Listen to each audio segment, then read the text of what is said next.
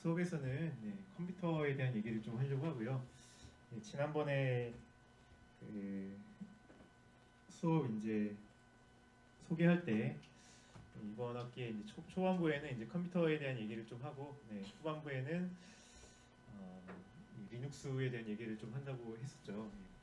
그래서 컴퓨터가 이제 우리가 데이터 뭐 분석 여러 실습도 할 때 뭐 파이썬이든 R이든 여기서 다 컴퓨터로 이제 작업을 하고 있는데, 사실 막상 좀 컴퓨터에 대해서 이제 모르고 그냥 쓰는 측면이 있다고 이제 했죠.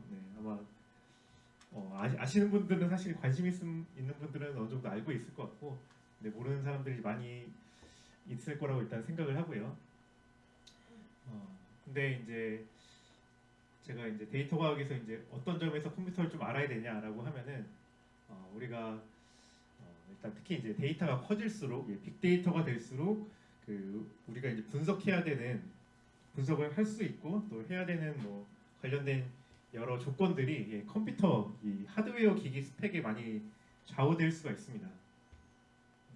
그러니까 뭐 데이터가 이제 뭐 100기가가 된다 이러면은 이제 그거를 한 번에 다 분석하기 어려울 수가 있거든요. 뭐 소프트웨어적으로 이제 그 데이터를 조금씩 나눠가지고 뭐 이제 배치식으로 해서 분석하는 방법도 있긴 하고, 그다음에 또 다른 방법은 이제 거기 100기가를 할 수 있는 컴퓨터 스펙을 갖추는 거죠. 그러면 이제 100기가 되는 컴퓨터 스펙을 딱 마련할 수가 있고, 또는 이제 컴퓨터 여러 대를 이제 클러스터로 만들어 가지고 거기서 분석할 수도 있습니다. 아무튼 이런 식으로 하드웨어 스펙에 좀에 대해서 더 어느 정도 알고 있어야 되기 때문에 이렇게 공부를 이제 한다고 이제 보시면 되겠습니다. 그래서 오늘은 그래서 전체적으로 이제 컴퓨터가 어떻게 동작하는지, 컴퓨터가 우리 뭐 별 다른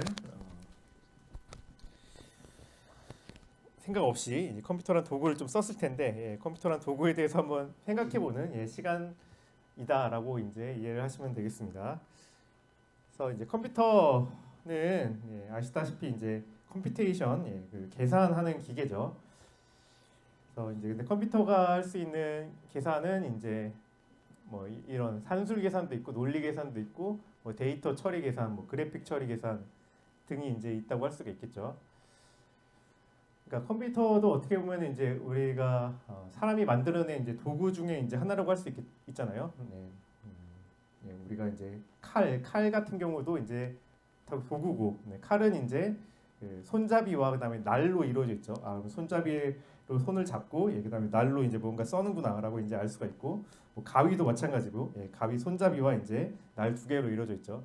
근데 이런 식으로 컴퓨터도 이제 우리가 이제 이해를 해보겠다는 거고, 아무튼 컴퓨터를 이제 뒷부분에 대해서 이제 몇 개 이제 부품들에 대해서 이제 설명을 좀 할 거고요. 근데 아무튼 컴퓨터는 이제 뭘 할 수 있냐, 컴퓨터가 무슨 기계냐라고 하면은 계산하는 기계라는 거죠. 칼이 이제 자르고 가위도 자르고 뭐 이런 기계와 같이 컴퓨터는 이제 계산을 위한 이제 기계다라고 할 수 있겠습니다. 근데 이제 컴퓨터가 할 수 있는 계산은 이제 다시 이제 보면은 한 종류가 아니에요. 한 종류가 아니고 다양한 계산들을 할 수가 있다는 거죠. 그러니까 가장 기본적인 우리가 흔히 그냥 일반적으로 계산이라고 얘기하는 이 사칙연산 같은 산술 계산은 물론 할 수가 있고, 그 다음에 논리 계산. 논리 계산은 이제 여러분이 이제 and or not 이거 이제 아시긴 아시죠? 우리가 이제 조건문 반복문 제어할 때 이제 쓰게 되죠. 그러니까 true and true는 이제 true가 나오고, true and false는 false가 나오고, 이러한 이제 참과 거짓을 그러니까 사칙연산은 이제 숫자와 숫자에 대한 어떤 계산이라고 하면은 이 논리 계산은 참거짓에 대한 계산이 되겠죠. 아무튼 이런 계산뿐만 아니고 이제 데이터 계산, 뭐 이렇게 데이터베이스 이제 배워봤으면은 이제 거기 계산하는 거 몇 개 있죠. 예를 들어 이제 필터링, 뭐 어떤 조건에 맞는 데이터들을 이제 뽑아내는 거, 그다음에 정렬, 그다음에 또는 이제 어떤 키워드가 있는 데이터를 이제 찾아내는 검색, 뭐 이런 것들의 다양한 데이터적인 계산도 할 수가 있고요. 그다음에 이제 그래픽 계산, 뭐 이미지를 이제 파일로 된 거를 이제 화면으로 이제 띄운다든가 사람이 이제 볼 수 있는 그런 거 비디오 재생하고 또 게임도 하고 이런 계산들을 할 수가 있습니다. 그래서 이제 컴퓨터의 계산은 이제 이런 계산들을 또 마찬가지로 복합적으로 해가지고 여러 조합을 통해서 또 복잡한 계산도 할 수가 있고요. 그래서 우리가 이제 컴퓨터로 이 데이터가 우리가 배우는 쪽에서는 데이터적인 이제 계산을 하죠. 네, 뭐그 데이터 수집부터 해가지고 웹에 있는 데이터 수집부터 해가지고 네, 어떻게 가공하는 거, 뭐 행렬 형태로 가공한다든지, 뭐 예, 그 판다스 데이터 프레임 형태로 가공한다든지. 뭐 이런 가공도 다 컴퓨터로 이제 계산을 통해서 하는 거고요. 그 다음에 우리가 이제 배웠던 뭐 모델링, 그 다음에 예측 뭐 이런 것들도 다 컴퓨터로 이제 계산을 하게 됩니다. 그래서 컴퓨터는 이제 계산에 관련된 사실 이제 범용적인 기계다라고 할 수 있겠습니다. 뭔가 계산으로 할 수 있는 모든 것을 이제 사실 할 수 있는 예, 그러한 이제 기계고, 그래서 좀 그런 걸 이제 범용성이라고 하죠. 범용성. 이런 범용성 기계가 상당히 이제 무궁무진한 가능성이 있습니다. 다양한 일들을 할 수 있기 때문에, 그래서 우리가 이제 컴퓨터로 좀 더 가장 복잡한 소프트웨어 중에 하나가 이제 게임이죠. 요즘에는 메타버스 같은 예, 가상현실도 이제 컴퓨터를 통해서 이제 하게 되고요. 그다음에 자율주행 같은 네, 사람이 했던 예, 복잡한 운전 같은 기술도 컴퓨터의 계산을 통해 가지고 우리가 또 하고 있습니다. 그래서 이제 이런 이제 범용 계산에 관한 이제 범용 기계가 컴퓨터다라고 이제 보시면 되겠고요. 그래서 이제 저는 이제 항상 얘기하지만은 예, 그래서 오늘날 컴퓨터로 할 수 있는 예, 가장 이제 복잡한 계산 중에 하나가 우리가 이제 제가 숙제로 내줬던 예, 챗GPT 같은 네, 거의 사람의 어떤 언어 지능을 모방해 가지고 예, 물어보면 답변할 수 있는 것을 구현하는 계산이 컴퓨터로 하는 인류가 이제 한 예, 가장 복잡한 계산 중에 이제 하나라고 이제 할 수가 있겠습니다. 근데 이제 컴퓨터 말고 그래서 저는 항상 또 얘기하지만은 이런 범용 기계가 어떤 게 또 나오게 되냐면 로봇이 결국 이제 범용적인 로봇이 나올 수가 있거든요. 이제 그러니까 우리가 이제 현재도 이제 로봇을 쓰죠. 생산 공장 같은 데 가보면은 로봇팔들 막 이렇게 해서 왔다 갔다 하는 거 봤죠. 뭐 이제 물류 창고, 네. 아마존 같은 데선 이미 많은 물류 처리를 이제 로봇으로 한다고 하는데 네, 그렇게도 하고 하지만은 근데 요즘 그러니까 그런 기계들은 특정한 기능을 하는 이제 로봇이잖아요. 네. 그러니까 뭐 조립 중에서도 일부만 이제 한다든지 뭐 아이스크림 콘은 뭐 이렇게 일부만 만든다든지 예, 그 물류 중에 어떤 애만 왔다 갔다 하면서 예, 그 물건만 옮긴다든지 하는 특정 기능 로봇인데 이제 범용 로봇이 나오면은 또 예, 많은 이제 예, 사회적인 네, 현실에 많은 변화가 이제 급격한 변화가 있을 거라고 생각합니다. 예, 컴퓨터가 이제 생기고 나서 정말 많이 변화가 됐죠. 예, 컴퓨터가 이제 저는 처음에 이제 2차 세계대전쯤에 해서 이제 만들어지고 실제로 이제 그때 너무 컸죠. 근데 컴퓨터라는 기기가 너무 컸고 방 하나 다 차지할 정도로 이제 크기가 컸는데 점점 이제 소형화가 되면서 한 80년대, 90년대쯤에 이제 집에 이렇게 쓸 수 있는 예, PC 퍼스널 컴퓨터가 나왔고요. 그 다음에 이제 우리가 이제 알다시피 점자 줄어들어 가지고 네, 오늘날 이제 스마트폰 예, 크기까지 이제 줄었죠. 그렇게 됐더니 이제 컴퓨터 가지고 이제 어떤 변화가 있었어요. 예, 옛날에만 해도 예, 모르겠네요. 예, 예전에 그 놀이터 가서 좀 놀았는지 모르겠는데 요즘에는 이제 안 놀죠. 예, 놀 때도 다 이제 컴퓨터로 이제 게임을 하고 놉니다. 예, 그래서 그런 이제 이런 범용 기기의 등장이 예, 생활에 많은 이제 변화를 갖고 오고요. 그래서 이제 저는 범용 로봇이 등장하면은 정말 예, 좀 이제 예, 어떻게 될지 예, 좀 두려운 마음이 듭니다. 넘어가고요. 예. 그래서 아무튼 이제 컴퓨터는 이제 계산하는 기계다라는 거고, 그래서 계산이라는 걸 좀 더 이제 생각을 해보면은 예, 컴퓨테이션과 이제 칼큘레이션이 있죠. 네, 그래서 컴퓨테이션과 칼큘레이션은 이제 한글로는 다 이제 계산이라고 이제 번역을 하는데, 그리고 그러니까 계산이라는 건 항상 이제 어떤 수학적인 값에 대한 계산 작업을 의미하죠. 근데 둘이 약간의 차이점이 있습니다. 예, 컴퓨테이션은 예, 단순 계산뿐만 아니고 예, 그 계산을 통해 가지고 복잡한 문제를 해결하는 계산까지 다 이제 포함을 한다고 할 수가 있겠습니다. 그래서 뭐 어떤 문제를 해결하기 위해 수학적인 모델을 만들고 계산해서 문제 해결하는 과정 전체를 라고 이제 할 수가 있겠고요. 뭐 예를 들어 이제 시뮬레이션, 컴퓨터 시뮬레이션을 통해서 어떤 그 현실에 일어날 것을 미리 컴퓨터를 통해서 계산해보고 확인해보는 과정도 컴퓨테이션이라고 하겠죠. 네, 칼큘레이션은 이러한 이제 컴퓨테이션, 좀 더 복잡하고 포괄적인 계산을 일컫는 컴퓨테이션에 비해서 좀 단순하고 수학적인 계산 작업을 의미를 합니다. 뭐 1 더하기 1 같은 2, 덧셈, 뺄셈, 곱셈, 나눗셈 뭐 이런 사칙연산들을 주로 이제 칼큘레이션이라고 이제 얘기를 하죠. 예, 그래서 뭐 굳이 이제 이거를 이제 비교를 해보면은 좀 더 비유적으로 비교를 해보면 칼큘레이션은 이제 컴퓨테이션 안에 속해 있는 작은 부분이라고 이제 할 수가 있겠고요. 그다음에 마치 이제 건축 기술 안에 시공 기술 뭐 이런 게 들어 있고, 그다음에 설계 기술도 있죠. 건축 기술 안에 이런 여러 종류의 계산이 있듯이 컴퓨테이션 안에 칼큘레이션은 작은 부분이다라고 이제 비유적으로 표현할 수가 있겠습니다. 그러면 이제 컴퓨터는 결국 인류가 이제 왜 만들었냐? 이런 어떤 복잡한 계산을 하기 위해서 이제 만들었다는 거죠. 이런 복잡한 계산을 가지고 우리가 오늘날 엄청 많은 새로운 일들을 하는 걸 볼 수가 있습니다. 새로운 사업도 많이 만들어졌고요. 뭐 우리나라 요즘에 이제 예전에는 이제 도서관 가서 책 봐야 됐지만은 요즘에 다 이제 검색하죠. 책도 그래서 많이 잘 안 보고요. 그래서 아까 전에 노는 것도 예전에는 이제 물리적으로 만나서 뭔가 이제 사서 놀았지만은 요즘에는 그냥 가상 세계에서 또는 이제 혼자서 이제 게임하면서 이제 놀 수가 있게 됐죠.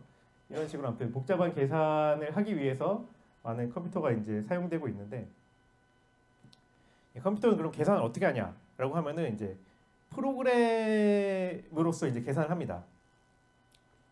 그러니까 프로그램이라는 거는 큰 계산 문제를 해결하기 위해서 순서적으로 나열된 작은 계산 명령들이라고 이제 할 수가 있겠고요.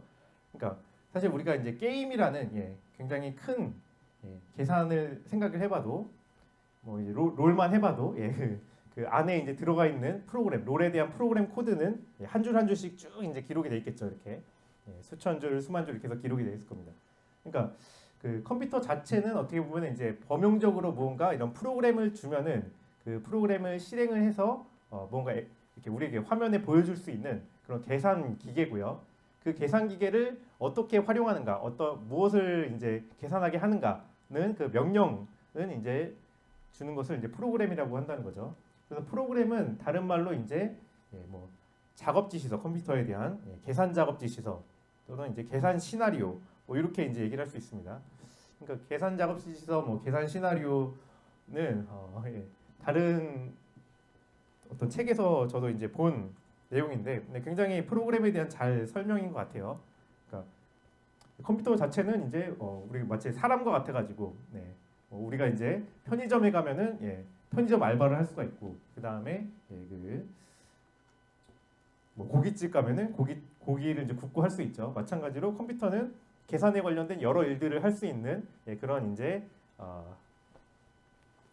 대상이 되겠고요. 그런 존재이고, 그 다음에 그 컴퓨터에게 어떤 계산을 시킬 것인가는 이제 우리가 어떤 프로그램, 즉 어떤 작업 지시서를 던져주냐에 따라서 프로그램이 하는 일들, 컴퓨터가 이제 하는 계산들이 달라진다고 할 수 있겠죠.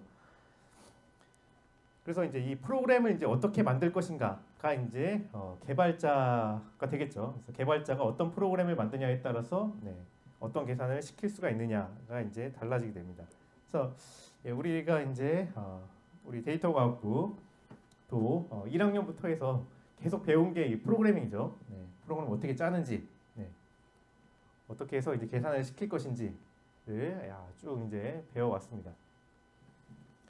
그래서 이제 프로그램은 사실 그래서 그 스펙트럼이 굉장히 넓습니다. 그러니까 복잡성으로 생각을 해보면은 이런 이제 단순한 2 더하기 3 이것도 이제 프로그램이죠. 한 줄짜리 프로그램입니다. 한 줄짜리 사칙연산 프로그램이고, 그다음에 23이 이제 소수인지 계산하는 프로그램. 이것도 이제 프로그램이죠. 이거는 좀 더 줄수가 늘어났죠. 좀 더 복잡해진 프로그램이라고 할 수 있겠습니다.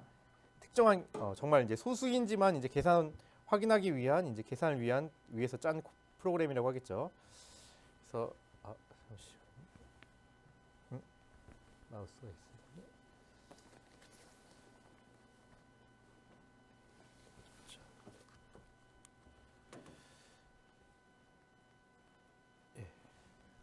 예, 뭐이 프로그램 그냥 잠깐 보면요. 예. 23인 소수인지 계산은 파이썬 프로그램 짜달라고 하면은 예, 그 챗GPT에서 짜준 코드입니다. 예. 보면은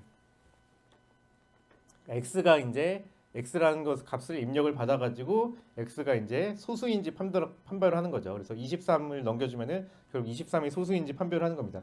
그러니까 소수라는 거는 뭐 다들 아시다시피 1과 자기 자신 말고는 예, 나눠 떨어지는 약수가 없는 수를 소수라고 그러죠. 그래서 어떤 수가 소수인지 알기 위해서는 쭉 1부터 1도 필요 없고 2부터 해가지고 쭉 자기 자신까지 이렇게 나눠 떨어지는지 확인해서 나눠 떨어지는 중간에 나눠 떨어지는 약수가 있으면은 소수가 아니다라고 하면 되고 나눠 떨어지는 수가 이제 없으면은 예, 소수다라고 이제 판별하면 됩니다. 그래서 이 부분이 그거죠. 그래서 2보다 이제 작을 경우에는 소수가 아니다. 왜냐면은 이제 1이란 얘기죠. 1. 또 마찬가지로 근데 2부터 해서 이제 어떤 수까지 나눠 떨어지는 수가 있으면은 소수가 아니다라고 이제 판독하는 거고 만약에 나눠 떨어지는 수가 이제 없었으면은 이게 true가 돼가지고 소수다라고 이제 돌려주는 그런 게 짜는 코드인데요. 저는 요 부분이 사실 좀 놀랍더라고요. 요 부분. 네. 보통 이제 소수인지 계산할 때 2부터 해가지고 자기 자신까지 쭉 이제 각각 수를 이제 나눠가면서 나눠 떨어지면은 소수가 아니다라고 이제 판독을 하는데 근데 이 부분이 굉장히 최적화가 되어 있죠. 지금 보면은 x의 루트 제곱에 0.5니까 루트 씌운 거죠. 그러니까 루트 x의 플러스 1까지만 확인하면 된다라는 겁니다. 2부터 자기 x까지 다 확인할 필요 없이 이 부분이 뭐 수학적으로 이제 증명이 있겠죠. 예, 굉장히 그 최적화된 코드를 챗GPT가 알려주더라고요. 이 부분은 좀 이제 놀라운 부분이었다. 이 정도 이제 얘기를 하고 아무튼 요런 것도 이제 프로그램이죠. 이 프로그램을 컴퓨터에게 던져주면은 컴퓨터가 이 프로그램을 이제 이해해서 계산을 해주게 되죠. 그래서 23은 소수입니다라고 이제 출력을 해줄 겁니다. 예, 그리고 뭐 좀 더 이제 복잡한 프로그램들이 있죠. 더 복잡한 거는 뭐 예를 들어 챗GPT를 학습시키는 프로그램을 짜달라라고 이제 마찬가지로 챗GPT한테 물어보면은 이렇게 짜주더라고요. 예, 뭐 내용을 보면은 이제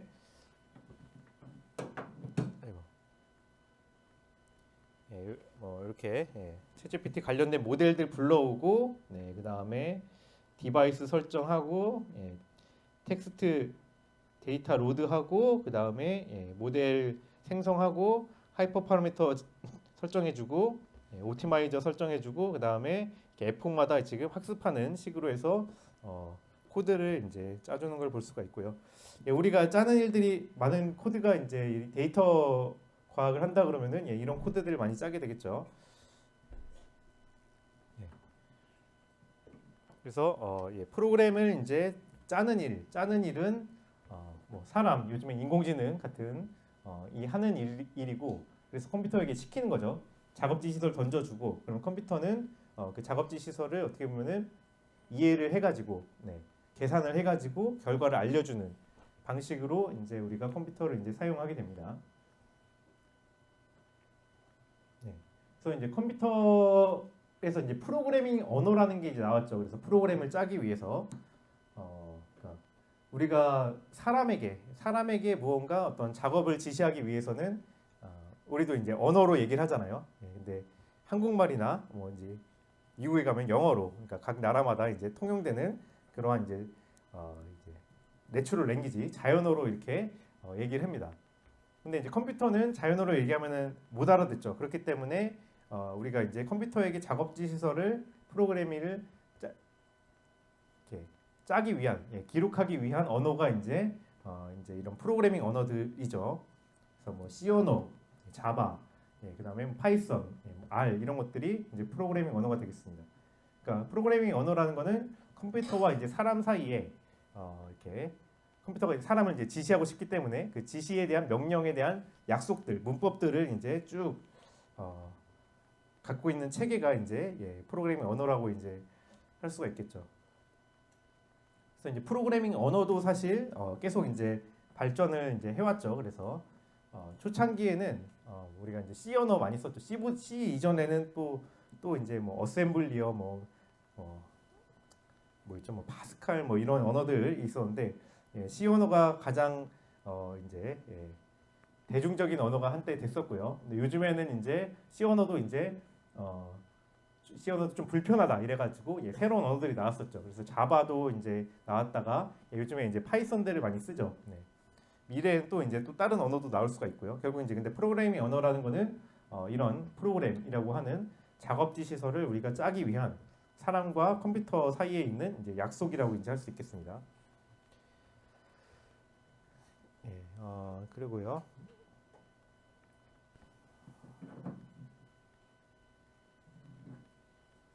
네. 그래서 우리가 그러면 계산기와 이제 컴퓨터의 차이는 뭐냐라고 이제 좀 생각을 해보면 계산기는 단순한 계산만 가능한 계산기죠. 그러니까 아까 전에 우리가 여러 프로그램들이 있을 수 있습니다. 근데 계산기는 이런 복잡한 프로그램들은 계산해주지 못합니다. 다만 계산기는 이렇게 사칙연산과 관련된 단순한 계산 작업만 해줄 수 있는 게 계산기가 되겠습니다. 그래서 계산기는 이제 사실 컴퓨터의 이제 굉장히 일부분 사칙연산과 관련된 부분만 담당하는 어떻게 보면 좀 작은 기계라고 할 수 있겠죠. 근데 컴퓨터는 그거보다도 훨씬 단순 계산뿐만 아니고 복합적인 계산까지 이제 수행할 수 있는 기기다라고 이제 우리가 차이점을 이제 할 수가 있겠죠. 그래서 컴퓨터는 결국 이제 프로그램이라고 하는 계산 작업지 시설을 또는 계산 시나리오를 실행해서 계산해주는 기계다라고 우리가 생각할 수가 있고요. 그러면 이제 컴퓨터를 어떻게 만들 것인가? 이게 우리는 지금 컴퓨터가 이미 만들어져 있기 때문에 그냥 너무 당연하게 이렇게 생각을 하지만은 그 컴퓨터를 이제 초창기에 이제 만들려고 우리 인류가 이제 만들려고 했다 그러면은 굉장히 어려운 문제였을 거라는 걸 알 수 있을 겁니다. 우리가 그 뭐 구석기 시대 뭐 돌도끼 이런 거 있잖아요. 그러니까 무언가 자르려는 도구를 돌도끼부터 만들기 시작했는데 거기서 좀 더 이제 계산을 하는 건 쉬웠을 겁니다. 그러니까 칼을 만들어내는 거는 이게 날카로울수록 이제 잘 자를 수 있구나. 그래서 날카롭게 이제 뭔가 만들기 시작하고 그 다음에 이거는 근데 손잡이가 있어야지 좀 더 편하구나 이렇게 쥐기 편하구나 해서 날과 이제 손잡이를 붙여서 이제 칼을 만들었죠. 근데 컴퓨터는 이제 우리가 계산하는 기계가 필요하다라고 하는데 이거 어떻게 만들 건가요? 네. 그러니까 여러분이 만약에 이제 요즘에 뭐 이렇게 과거 타임 루프물 이런 것들이 많은데 과거로 많이 가게 된다면 컴퓨터를 만들어낼 수 있을까 이렇게 생각해 보면은 매우 좀 어려운 일이라는 거를 알 수가 있겠고요. 그래서 컴퓨터는 사실 인류의 굉장한 발명품 중에 이제 손꼽히는 발명품이라고 하겠습니다. 아무튼 컴퓨터를 이제 만들어내기 위해서 이렇게 구현하기 위해서는 두 가지로 좀 나눠서 생각해 볼 수가 있습니다. 이게 논리적인 설계 부분이 있고, 그다음에 물리적인 이제 구현 부분이 있습니다. 그러니까 논리적인 이제 설계라는 거는 그러니까 뭐 칼을 만드는 것도 비슷해요. 칼은 날카로운 이 날 부분과 손잡이로 이루어졌다 이렇게 보잖아요. 그거랑 비슷하게 컴퓨터는 우리가 이제 이렇게 프로그램을 줬을 때 계산해주는 기계를 동작시키기 위해서는 이런 이렇게 작업을 하는 기능을 하는 부품이 필요하다라고 이제 정의하는 게 이제 논리적 설계입니다. 마치 건축하는 거랑 좀 비슷하다고 이제 보시면 되겠습니다. 건축도 우리가 맨 처음에 무작정 건물을 짓는 게 아니고 설계를 하죠. 우리 여기 방 크기는 얼마로 하고 해서 벽돌 이제 벽 너비는 얼마로 해가지고 쭉 이렇게 만들고 그다음 배치 이렇게 하고 이런 식으로 설계도를 짜고 그 다음에 실제로 그 설계도에 맞춰가지고 물리적으로 우리가 뭐 시멘트도 붓고 벽돌도 이제 올리고 해가지고 그 집을 만들겠죠. 그거랑 이제 비슷하게 컴퓨터도 이제 논리적으로 이제 설계를 하게 되고요. 그 다음에 그 논리적 설계에 기반해 가지고 이제 물리적으로 실제로 구현을 하게 됩니다. 그래서 이제 논리적 구조에 대한 이제 설계 부분은 이제 폰 노이만 구조라고 합니다. 이제 폰 노이만이라는 사람이 이 컴퓨터의 핵심 부품과 기능, 그래서 그 설계 부분을 동작하는 설계 원리에 대해서 이렇게 설계를 했어요. 정의를 했어요. 그래서 이제 우리가 폰노이만 구조라고 이제 얘기를 하죠. 예. 폰노이만이라는 사람은 혹시 들어보신 적이 있겠죠? 있나요? 아, 없나요? 아, 예. 폰노이만은 이제 컴퓨터 쪽 분야의 거의 아버지 같은 사람입니다. 예. 폰노이만은 이제 머리가 너무 좋아가지고 인류에서 가장 머리가 좋은 사람으로 이제 쭉 나열을 했다고 했을 때 보통 사람들이 꼽는 사람 중에 한 명입니다. 예. 10위 안에는 꼭 들 것 같아요. 네. 아무튼 그런 사람이고 이 사람이 어떤 이제 논문에서 이 컴퓨터가 동작할 수 있는 원리의 구조에 대해서 이제 발표를 했고 거기에 맞춰가지고 사실 컴퓨터가 이제 만들어졌다 보시면 되겠고요. 그래서 모든 컴퓨터들이 그 크기는 계속 작아졌잖아요. 네, 지금 옛날에 그 방 하나 크기를 차지하고 있던 뭐 애니악 같은 컴퓨터랑 지금 우리가 들고 있는 이 스마트폰에 있는 컴퓨터, 그다음에 PC에 있는 컴퓨터는 그 크기랑 이런 것들이 다 다르지만은 그 동작하는 구조 자체는 다 동일합니다. 폰노이만이 만들어낸 이 폰노이만 구조대로 동작을 하게 됩니다. 이거에 대해서는 이제 뒤에 좀 얘기를 하고요. 그리고 이제 폰노이만 구조는 보통 이제 CPU, 그다음에 기억 장치, 램이 필요하다고 얘기하는데 그 CPU와 이제 램 같은 것들을 어떻게 이제 우리가 구현할 건가에 대해서 이 두 종류 구현이 있다는 거죠. 네, 전자 컴퓨터와 이제 양자 컴퓨터가 있습니다. 전자 컴퓨터는 그러니까 CPU 동작들을 이제 전기 전자 신호, 반도체를 이용한 전기 전자 신호로 제어하여서 구현한 거고요. 그러니까 우리가 칼을 만들 때도 칼날을 옛날에는 뭐 돌로 했다가 그 다음에 청동으로 했다가 그 다음에 뭐 이제 쇠로 했다가 이렇게 하죠. 네. 이런 것과 이제 비슷하게 근데 그 기능은 다 똑같잖아요. 비슷하게 이제 폰노이만 구조에 따라서 CPU와 램이라는 어떤 그런 이제 부품이 있는데 그거를 이제 현재는 반도체를 이용해서 이제 만들고 있고요. 그래서 반도체는 전기 신호로 이제 왔다 갔다 합니다. 전기 신호로 그걸 동작을 하는데 이제 미래에는 이제 양자 컴퓨터가 나올 거라고 하죠. 저도 이제 이 부분에 대해서 잘은 정확히는 모르는데요. 양자 컴퓨터는 이제 그 반도체는 이제 전기, 그래서 전기가 들어오면은 1이고 안 들어오면 0이고 이런 식으로 해서 그 값들을 처리하고 계산을 하거든요. 근데 양자 컴퓨터는 0, 1 말고 또 다른 스테이터스가 있다 그래요. 저도 그거 잘은 모르겠는데, 그래서 한 번에 이제 표현할 수 있는 게 그 0일 비트가 아니고, 뭐 아무튼 코드론가 아무튼 그런 식의 그 여러 개 스테이트를 한 번에 표현할 수 있는 값이 이제 종류가 이제 더 많아지고, 그래서 훨씬 빠르게 계산을 할 수 있다고 얘기를 합니다. 근데 뭐 아직 그렇게 실용화되진 않았죠. 네. 그래도 이제 기본적인 이제 그 설계도 어떤 기능을 해야 될지는 논리적 구조는 폰노이만에 따라 달려 있습니다. 그래서 사실 요 반도체 부분에 대해서도 뭐 다다음 시간에 좀 배울 겁니다.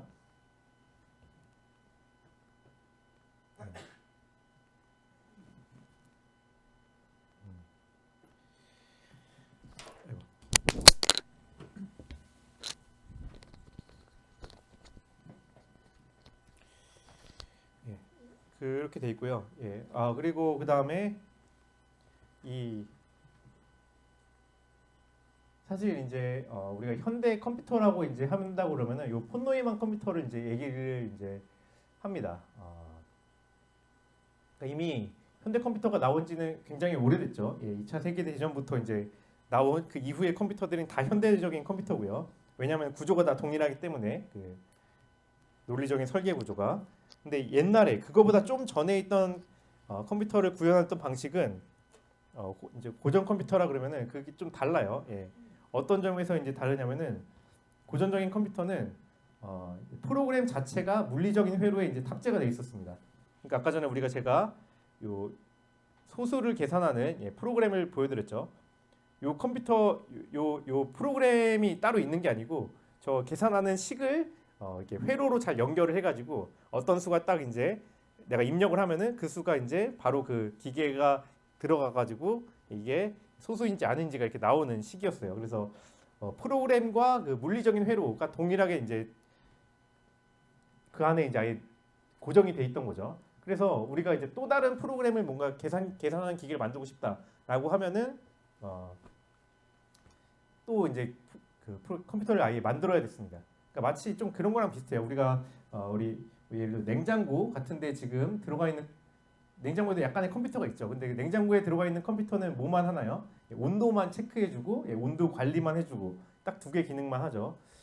그 다음에 뭐 밥솥에 있는 것도 컴퓨터죠. 그 밥솥에 있는 컴퓨터는 어떤 버튼을 누르면은 밥을 이제 해주고, 그다음에 밥을 이제 온도 유지해주고, 뭐 이런 것들만 하잖아요. 그런 거랑 비슷하게 이 폰 노이만이 이제 이런 컴퓨터를 제안하기 전에 그보다 전에 있던 컴퓨터들은 그 프로그램과 아예 그 컴퓨터 기기 자체가 이제 동일하게 고정이 돼 있었습니다.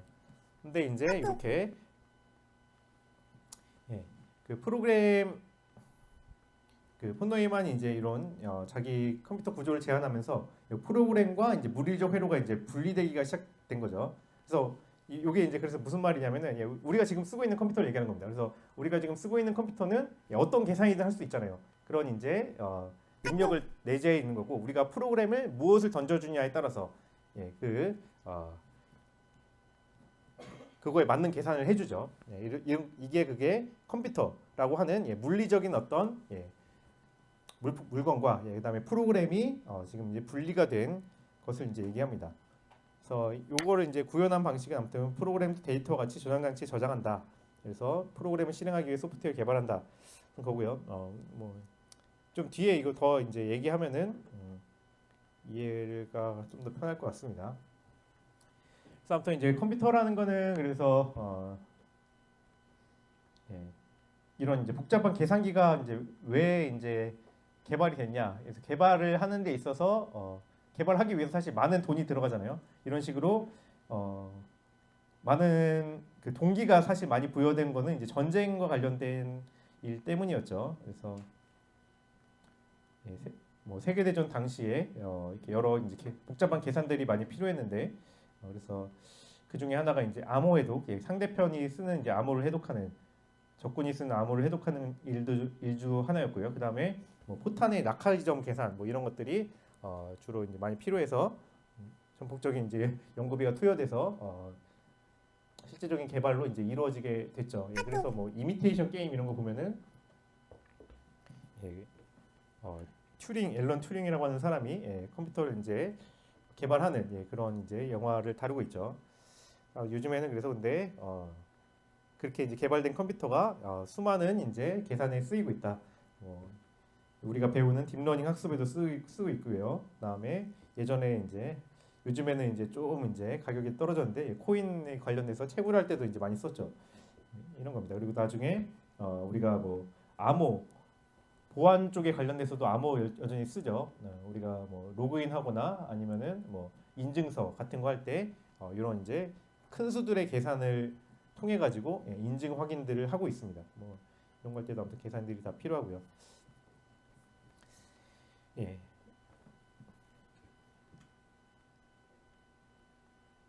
아무튼 그래서 이제 오늘 좀 얘기할 핵심적인 내용, 폰 노이만 컴퓨터 구조에 대해서 좀 들어가도록 하죠. 그러니까 폰 노이만 컴퓨터 구조는 폰 노이만이 아까 제시한 컴퓨터는 그러니까 프로그램을 실행할 수 있는 계산 작업 시설을 실행할 수 있는 기기는 이런 부품으로 이제 구성돼서 이런 기능을 수행하면은 그 작업을 할 수 있다라고 얘기한 구조인 겁니다.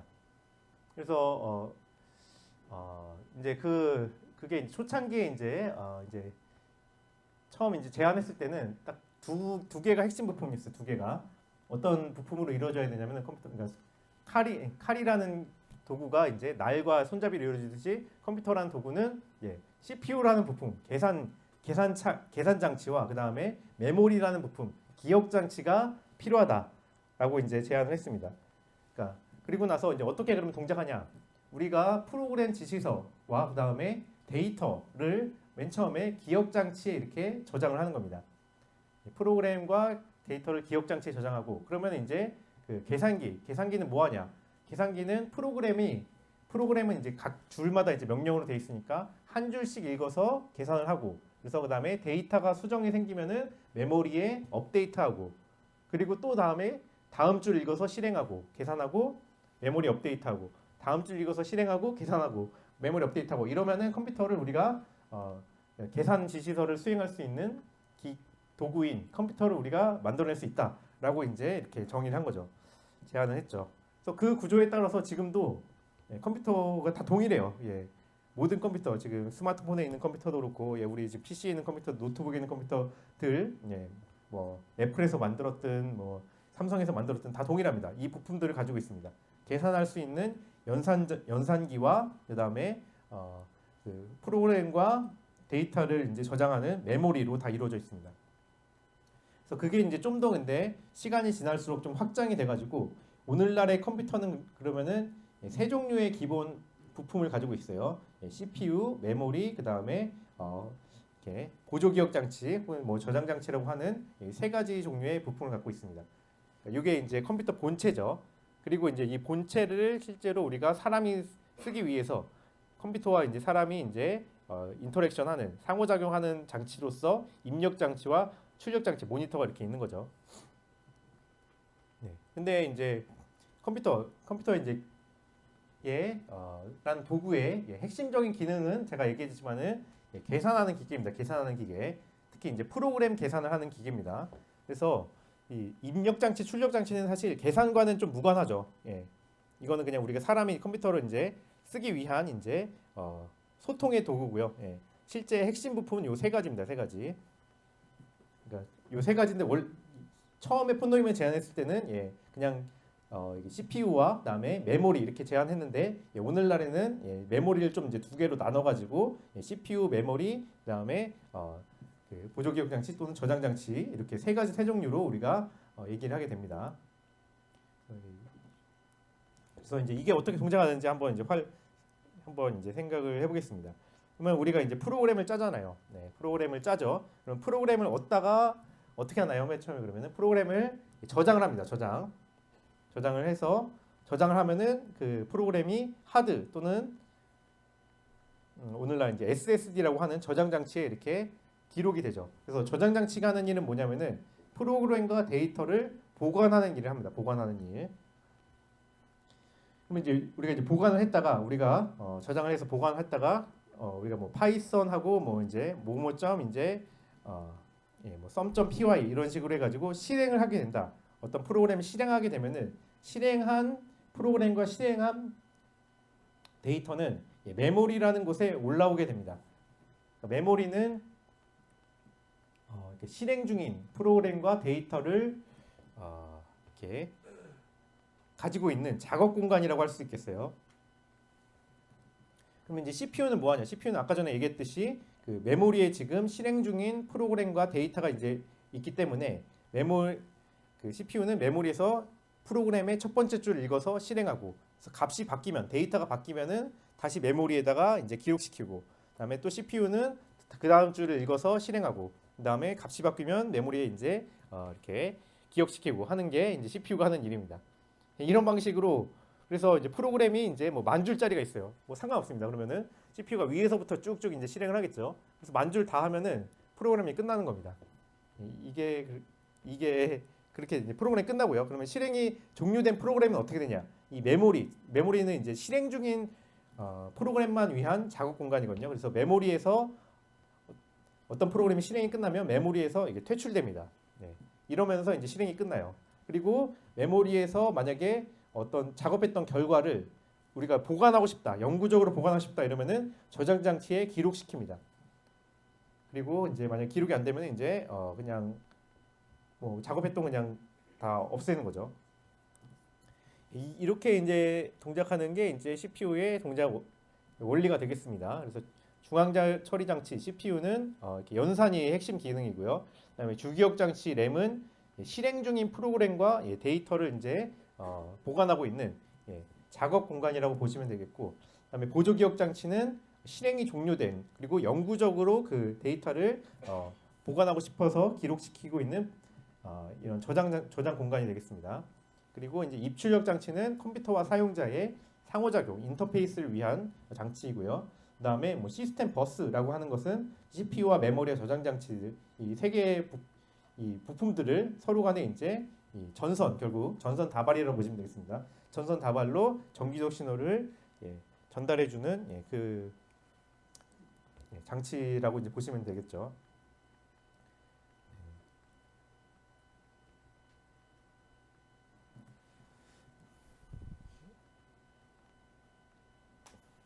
네, 뭐 이렇게 해서 이제 그래서 컴퓨터가 이제 동작을 하고요. 이거는 잘 많이 좀 생각을 해보시고 잘 기억을 해두셔야 되겠습니다.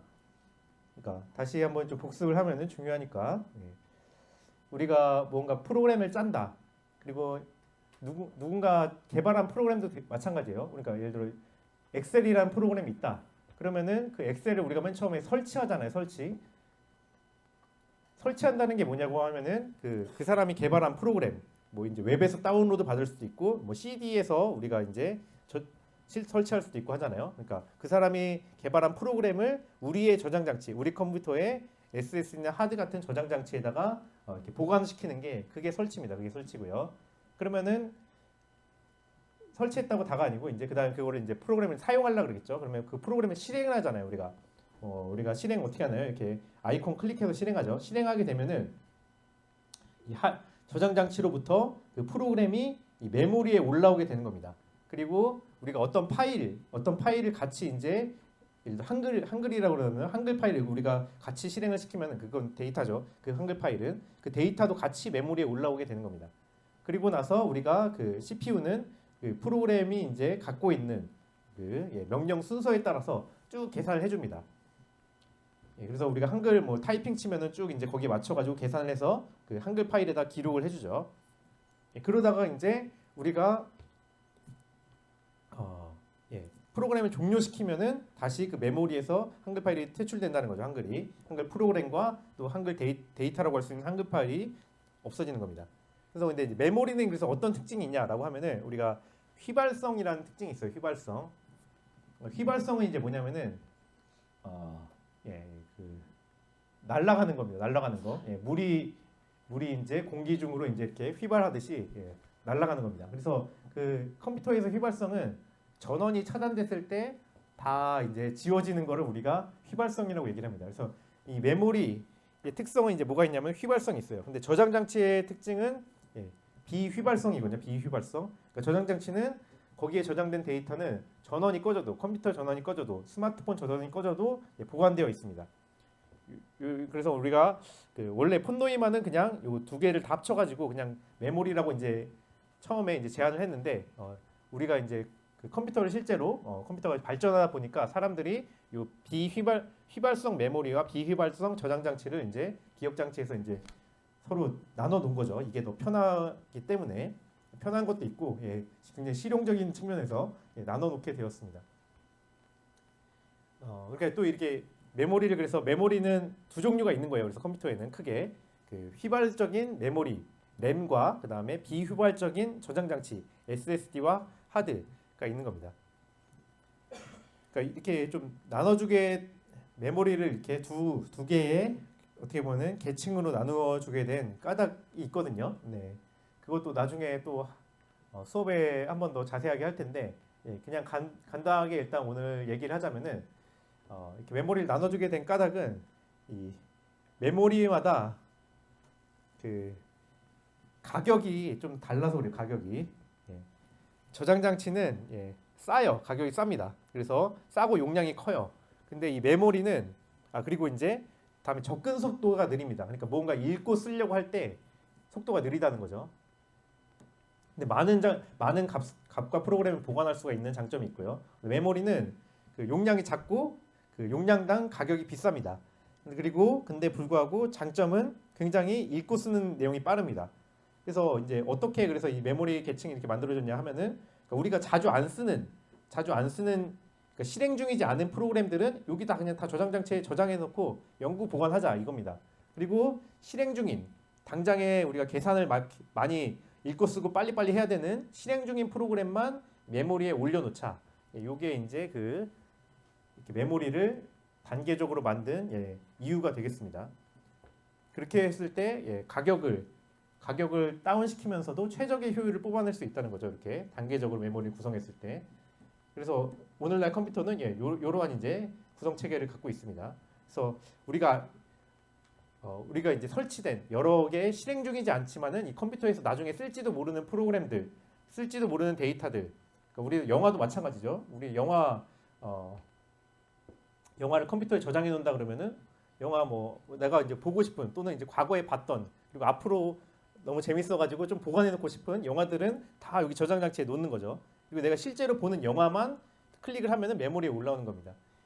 이런 식으로 안 쓰는 프로그램들이지만은 혹시 쓸지도 모르는 프로그램 설치된 프로그램들은 다 저장 장치와 데이터에 이제 보관되어 있는 거고요. 데이터는 그리고 실제로 우리가 계산을 막 하려고 하는 실행 중인 프로그램과 실행 중인 데이터는 이 메모리에 올라오게 된다는 거죠. 그리고 이 메모리와 CPU가 상호작용을 막 계산 상호작용. 너 이거 메모리는 다음번에 이거 계산해라고 CPU한테 알려주면은 CPU 계산했어. 다 계산했어. 데이터 값은 이걸로 바뀌었어라고 메모리에 또 저장하고 또 메모리 그러면은 다음 줄은 이거 실행해라고 CPU한테 던져주고 CPU는 또 계산하고 그래 계산 결과 이거야라고 이렇게 왔다 갔다 하면서 메모리와 CPU 왔다 갔다 하면서 쭉 프로그램 실행이 이제 이루어지는 겁니다.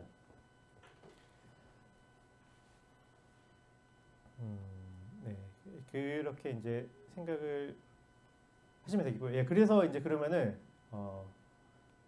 이런 이제 구조를 알아야지 우리가 컴퓨터에서 아까 데이터 분석을 하면서 뭔가 잘 안 될 때 하드웨어적인 어떤 한계로 인해서 잘 계산이 안 될 때 무엇을 바꾸거나 어떻게 조치해야 될지 좀 알 수가 있겠죠. 그러니까 내가 일단 보관해야 될 데이터가 굉장히 많아요.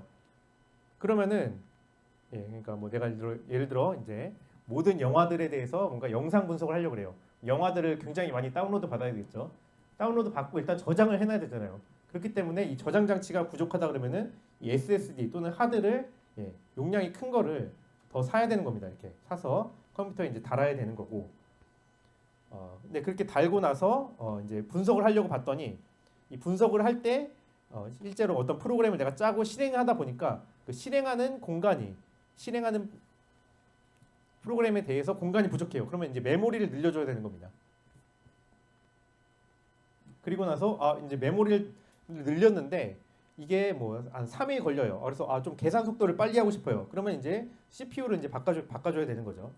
이런 식으로 우리가 이 컴퓨터의 전체적인 이제 흐름, 계산하는 흐름에 대해서 좀 이해를 하고 그래야지 나중에 이제 하드웨어적인 이제 한계에 봉착했을 때 그것에 대해서 이해하고 좀 뭔가 조치를 할 수가 있겠죠. 우리가 꼭 조치 아니더라도 이 컴퓨터 이제 이렇게 담당하는 하드웨어 전문가한테 얘기를 해서 좀 이제 말을 할 수도 있고 그 대화하면서 대화할 때도 이해할 수 있겠죠. 그러겠습니다. 그리고 이제 여기 저장 장치에 대해서도 좀 얘기를 하면은 그 하드가 있고 이제 SSD가 있잖아요. 그러니까 저장 장치 핵심은 뭐냐면은 그 읽고 쓰는 속도가 느리지만은 용량이 크고 가격이 싸다는 게 이제 핵심입니다. 그리고 일단 용량이 커야 돼요. 그래서 저장 장치는 그래서 사람들이 그래서 그 용량 큰 저장 장치를 위해서 맨 처음에 하드를 만들었죠. 하드 디스크라는 거. 하드 디스크는 이제 뭐 얼마나 나요? 뭐 한 이제 10cm 뭐 이 정도의 크기인데 10cm, 15cm 뭐 이 정도의 직사각형 같은 크기인데 거기 이제 내부를 이제 이렇게 열어보면은 또 이것도 얘기를 잠깐 할 텐데 나중에 이 자기 디스크 그러니까 검은 판이 들어 있어요. 검은 판이 들어 있고 거기가 굉장히 작은 이제 그 눈에 보이진 않지만은 작은 이제 구획들로 이제 딱 이제 나눠져 있습니다. 그리고 거기다가 이제 자석을 이렇게 대면은 거기 있는 구획이 N극 S극으로 이제 바뀌거든요. N극 S에 따라서 그래서 1령 값들이 저장이 딱 되는 거예요. 그래서 자기 디스크, 하드 디스크 같은 경우는 굉장히 좀 물리적인 방식으로 동작하는 그런 저장 장치가 되겠습니다.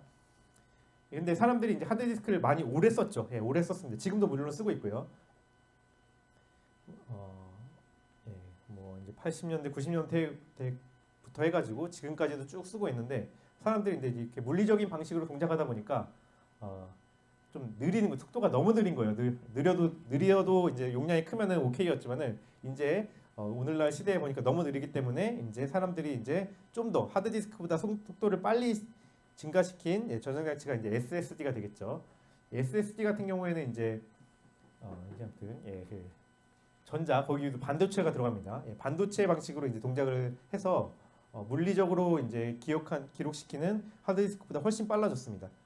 그런 내용이 있고요. 그래서 오늘날에는 SSD를 주로 저장 장치로 쓰죠. 하드로 안 쓰고 하드도 아직까지도 씁니다. 그러니까 언제 하드를 쓰냐면은 우리가 저장해야 할 데이터가 이제 10테라바이트, 뭐 20테라바이트 이런 식으로 엄청 크면은 이제 아직까지도 하드를 씁니다. 근데 한 2테라바이트, 뭐 1테라바이트 이하 이러면은 이제 SSD를 쓰죠. 그런 내용 잠깐 설명을 하고요. 네, 그 다음에 실제로 요 폰노이만 컴퓨터 이제 예시를 좀 이제 얘기하려고 하는데 요거는 좀 약간 쉬었다 하죠. 쉬었다가 지금 11시 반이니까요. 한 15분만 쉬고 그 다음에 요 예제랑 그 다음에 뭐 실습하고 과제 얘기 좀 하고 마치는 걸로 하겠습니다. 네, 그래서 아까 전에 폰노이만 컴퓨터에서 어떻게 이제 프로그램이 실행되는가 이제 설명을 했었는데 요 간단한 파이썬 프로그램을 실제로 해보면서 어떻게 되는가 한번 또 복습을 한번 해보겠습니다. 그래서 예를 들어 지금 이러한 이제 파이썬 프로그램이 있다고 하는 거죠.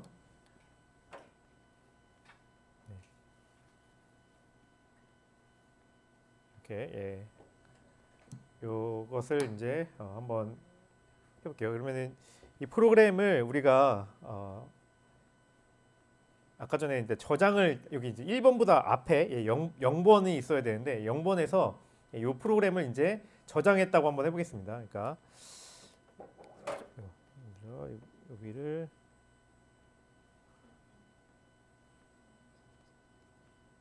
요 코드를 이렇게 카피해서 메모장에 그냥 열어서 이렇게 해서 예를 들어 저장을 했다. 메모장보도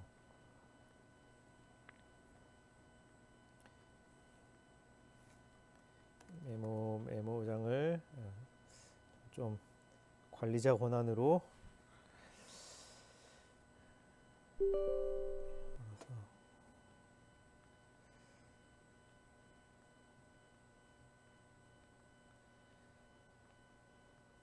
이런 이제 아까 썸PY 코드를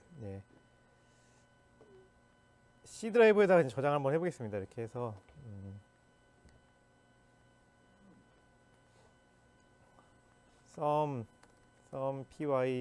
sum.py로 이렇게 저장을 하게 되면은 요 지금 제가 짠 요 4줄짜리 프로그램이 4줄짜리 코드가 지금 C 드라이브에 이제 저장이 됐겠죠. 그러면 이제 요 지금 파일은 지금 어디 저장되어 있는 건가요?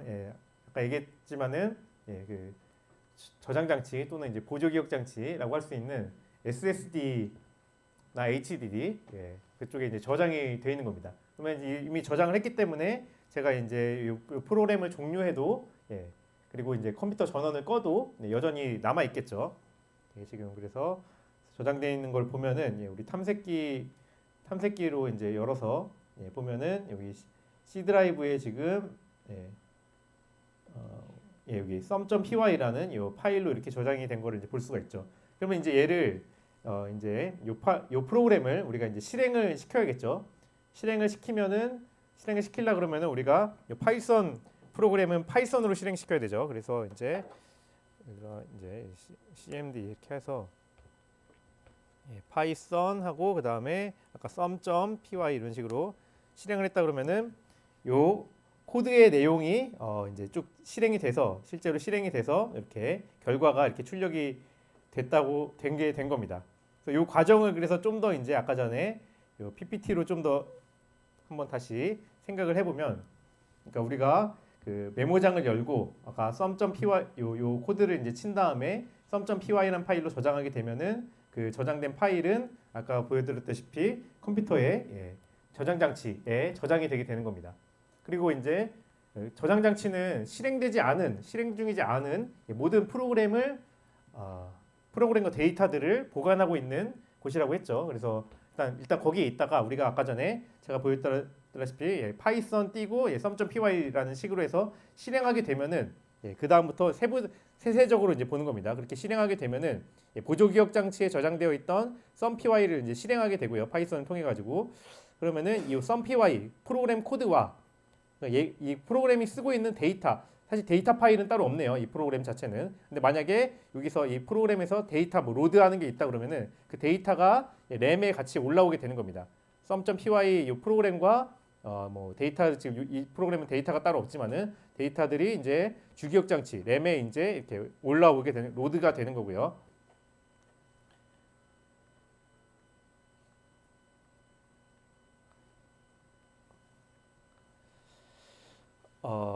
그래서 어,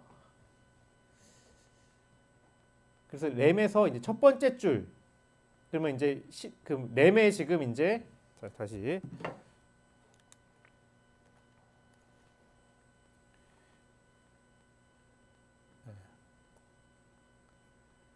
아까 전에 봤지만은 이렇게 CPU가 있고, 그 다음에 램이 있고, 그 다음에 이제 SSD가 있는 거죠. SSD에 맨 처음에 sum.py라는 이제 파일로 해서 이 파일이 메모장으로 해서 저장하게 되면은 SSD에 저장이 되어 있는 거죠. 실행을 하게 되면은 이 sum.py 이 코드들이 이제 이렇게 올라오게 되는 거고요. 그러면은 이제 여기서 이제 한 줄, 첫 번째 줄부터 해가지고 CPU에 이제 전달을 하는 겁니다. CPU에 이렇게 전달을 하고, 그러면 램에서 CPU에 전달을 하고, 요게 지금 여기 램에 들어있다고 보시면 되겠습니다. 이게 램에 이렇게 들어있으면 다시 이렇게 해서 SSD에서 실행하는 순간 이렇게 램에 올라오게 되고요. 램에서 첫 번째 줄 전달하고 CPU가 이제 요 sum은 0이라는 것을 실행을 합니다. 요 sum은 0이라는 명령은 이제 뭐냐면은 주기억 장치, 그러니까 sum이라는 변수 공간을 만들고 아무튼 0이라는 값을 대입하라, 기억시켜라는 겁니다. 그래서 그러면은 CPU가 요 명령을 계산했더니 램에다가 램에는 이렇게, 그래서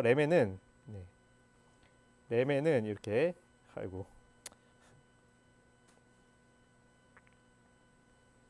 자, 좀 더 해볼까요?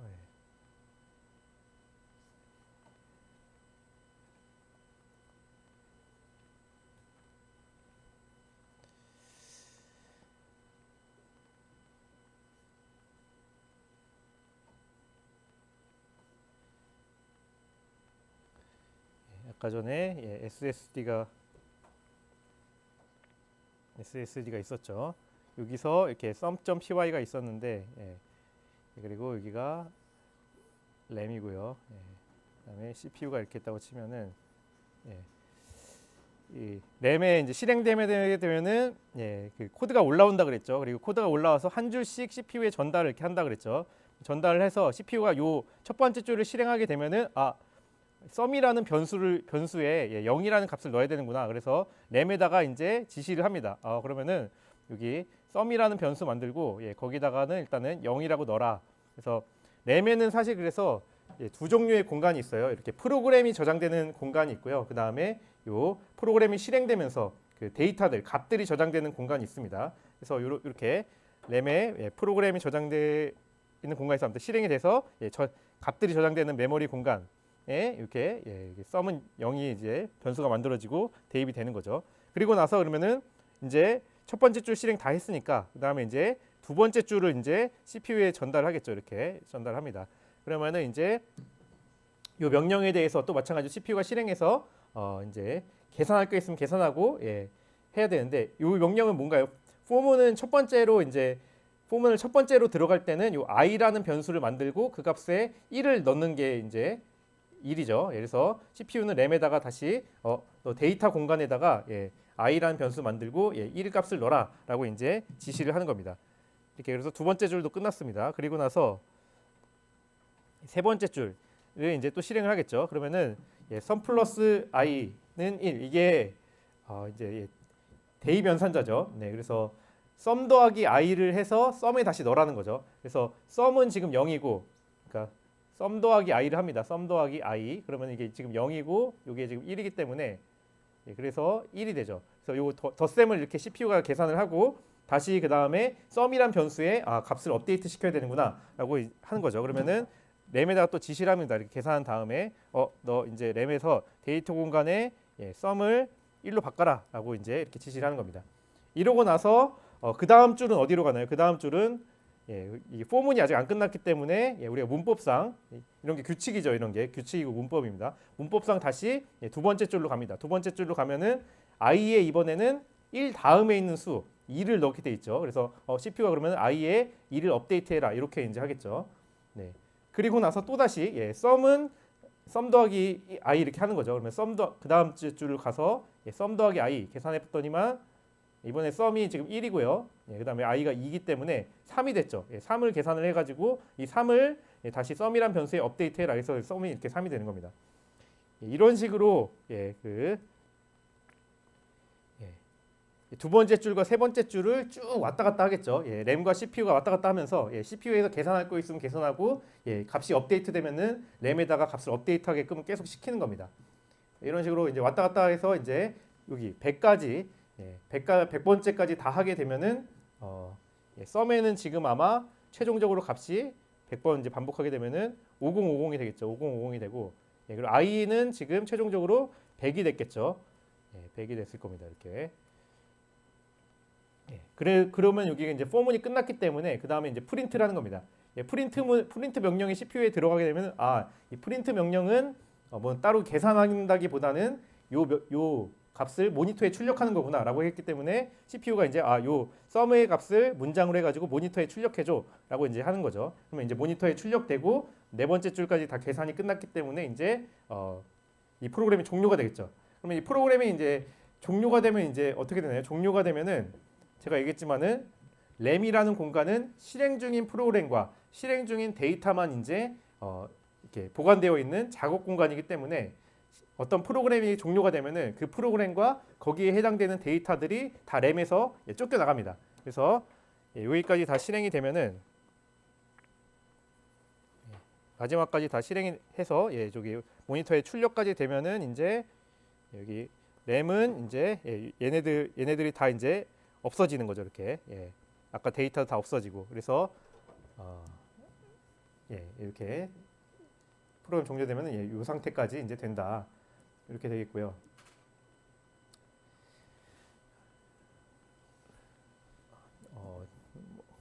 이게 뭐였지?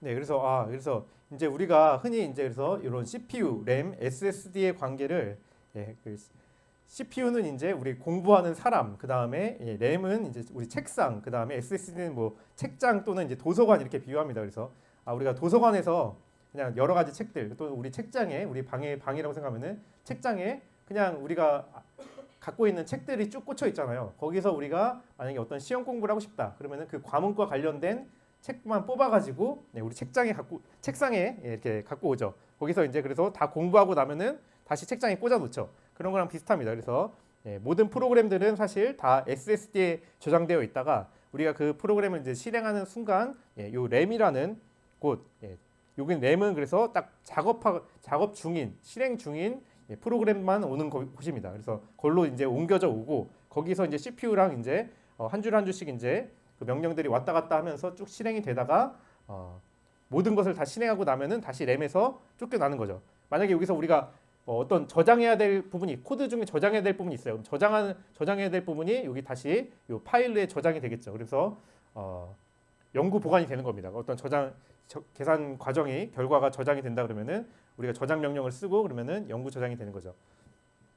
그래서 이게 이렇게 램은 그래서 실행 중인 프로그램만 있고 우리가 따로 저장하지 않으면은 프로그램 종료되는 순간 다 없어지기 때문에 이게 그래서 우리가 그 작업할 때 가끔씩 이제 프로그램들이 결과가 수정한 결과가 다 증발해 버리는 그런 이유 중에 하나죠. 그러니까 우리가 이제 한글 같은 경우도 하다가 한글에서 예를 들어 한글 비유를 잠깐 하면은 여기도 이거 지우고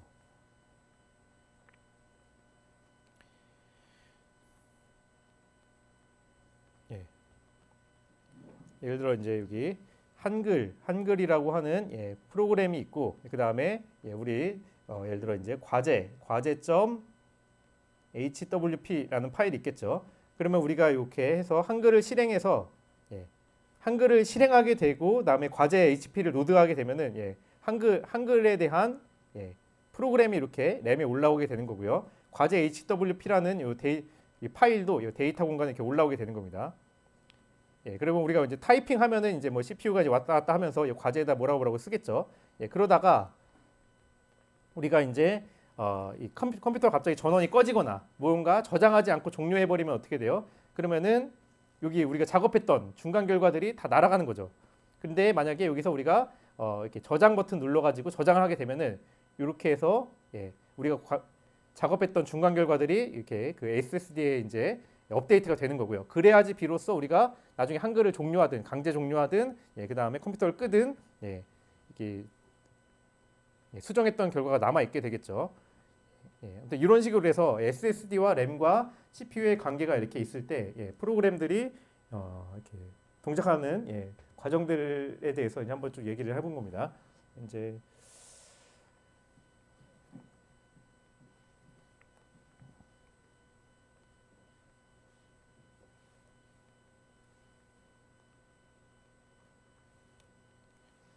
요거 이제 이해가 되시겠죠? 이제 이렇게 보시면 되겠고요.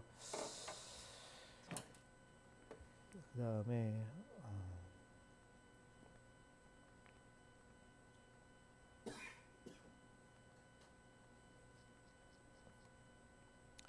그다음에 실제로 몇 개 원래 좀 컴퓨터를 실제 좀 뜯어 보면서 해보면 좋을 텐데 그냥 사진으로만 그 아까 말했던 부품들이 어떻게 이제 생겼는지 한번 보도록 하겠습니다. 그러니까 우리가 컴퓨터 이제 보면은 이렇게 생겼죠. 그래서 본체가 있고 모니터가 있고 그 다음에 키보드 마우스가 있습니다. 얘기했지만은 컴퓨터가 이제 핵심적인 기능은 프로그램을 계산해 주는 거고 계산은 다 본체에서 일어난다고 했죠. 본체에 있는 부품들에서 일어납니다. 그래서 키보드, 모니터, 이제 마우스들은 이 본체를 어떻게 보면은 우리가 사람이 사용하기 위해서 쓰는 그 인터페이스 도구라서 완전 핵심적인 기능이 장치라고 좀 보기는 좀 어렵죠. 아무튼 좀 주변 기기고 그래서 이제 본체에 대해서 한번 좀 보도록 하죠. 본체는 뭐 많이 다 보셨겠지만 이렇게 직사각형 모양으로 생겼죠. 많이 규격화가 되어 있습니다. 그래서 본체 이제 옆에 뚜껑을 열어보면은 이렇게 생겼습니다. 보면은 이제 몇 개 이제 부품들이 있는데 여기서 다 비슷비슷하게 생겼어요. 이거는 다른 컴퓨터인데도 거의 비슷비슷하게 모양이 보이죠. 그래서 보면은 여기 맨 처음에 보면 여기가 파워 부분이죠. 파워 부분 왼쪽 맨 위에 있는 거. 잘 안 보이네요.